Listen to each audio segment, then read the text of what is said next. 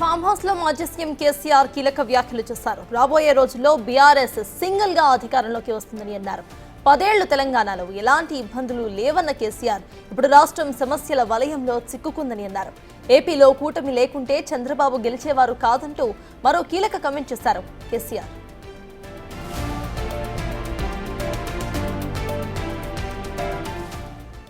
ఇప్పుడు కేసీఆర్ చేస్తున్న ఈ కమెంట్స్ పై పూర్తి డీటెయిల్స్ మా ప్రతినిధి వాసు అందిస్తారు. వాసు, చెప్పండి, ఇటు తెలంగాణ పాలిటిక్స్ తో పాటు ఏపీ పాలిటిక్స్ కి సంబంధించి కూడా కీలకమైన కమెంట్స్ చేశారు కేసీఆర్. అసలు ఎలా చూడాలంటారు ఈ కమెంట్స్ ని? అప్డేట్స్ ఏంటి?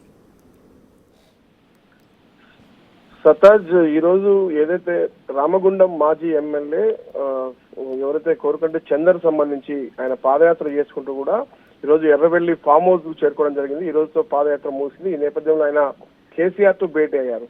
ఈ సందర్భంగా కేసీఆర్ కీలక కామెంట్ చేశాడు. రాబోయే రోజుల్లో అధికారం బీఆర్ఎస్ దే అంటే ఆయన వ్యాఖ్యానించారు. సింగిల్ గానే అధికారంలోకి వస్తామని కూడా ఆయన అన్నారు. మరోపక్క ఆయన బీఆర్ఎస్ పార్టీ పైన ధీమా వ్యక్తం చేశారు. మరోపక్క కాంగ్రెస్ పార్టీ పైన కూడా అధికార పార్టీకి సంబంధించినటువంటి ప్రభుత్వం పైన కూడా ఎక్కుపెట్టారు.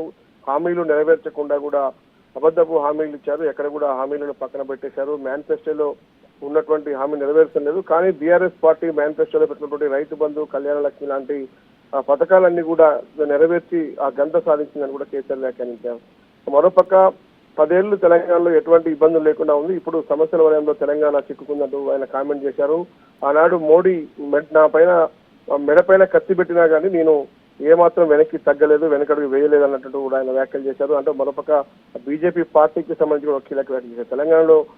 తెలంగాణ కోసం ఎప్పటికైనా పోరాడేది కేవలం బీఆర్ఎస్ పార్టీ మాత్రమేనని ఆయన కామెంట్ చేశారు. ఇక రామగుండంలో గెలిచినటువంటి ఎమ్మెల్యే ఒక సన్యాసి అంటూ కూడా ఆయన వ్యాఖ్యానించారు. ఇక తెలంగాణకు ఆనాడు ఇందిరాగాంధీ అన్యాయం చేసింది, మోసం చేసిందంటూ కూడా వ్యాఖ్యానించారు. ఏపీలో కూటమి లేకుంటే చంద్రబాబు గెలిచేవారు. మరోపక్క ఏపీ రాజకీయాలపైన కూడా ఆయన ఒక ఆసక్తికరమైనటువంటి కామెంట్ చేశాడు.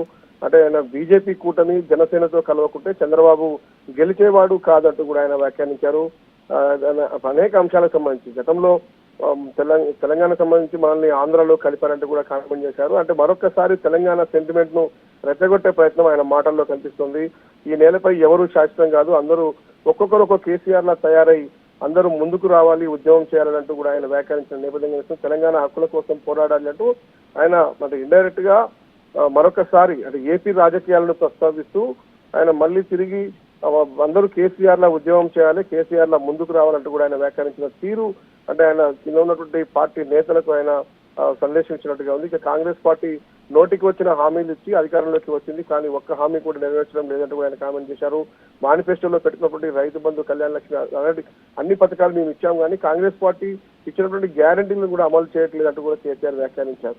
అంటే ఆయన ఎర్రవెల్లి ఫామ్ హౌస్ లో కేసీఆర్ మాట్లాడినటువంటి కామెంట్స్ ఒక హాట్ టాపిక్ గా మారాయి. ఆయన ఏపీ తెలంగాణ రాజకీయాల పైన స్పందిస్తూ ప్రభుత్వాల పనితీరు పైన కూడా ఆయన స్పందిస్తూ మాట్లాడారు. మరోపక్క బీజేపీకి సంబంధించి కూడా ఆయన కామెంట్ చేస్తా ఉన్నాడు. అంటే ఏ పార్టీతో సంబంధం లేకుండా బీఆర్ఎస్ వచ్చే ఎన్నికల్లో కూడా ప్రభుత్వంలోకి రాబోతున్నామంటూ కూడా ఆయన పార్టీ శ్రేణులకు సంకేతాలు అంటే ఇటీవల కాలంలో తెలంగాణ భవన్ లో జరిగినటువంటి జరిగినటువంటి కార్యక్రమంలో కూడా ఆయన ఇదే కామెంట్ చేశాడు. రాబోయే రోజుల్లో అధికారంలోకి బీఆర్ఎస్ వస్తుందని చెప్పాడు. కానీ ఈ రోజు ఇంకొక అడుగు ముందుకేసి సింగిల్ గానే అధికారంలోకి వస్తామన్న కామెంట్ కూడా కేసీఆర్ చేస్తున్నాడంటే ఆయన అంటే కింద పార్టీ శ్రేణుల్లో కూడా ఆయన ఒక విశ్వాసం రేకెత్తించే ప్రయత్నం అయితే ప్రస్తుతం కేసీఆర్ చేస్తున్నట్టుగా తెలుస్తా ఉంది.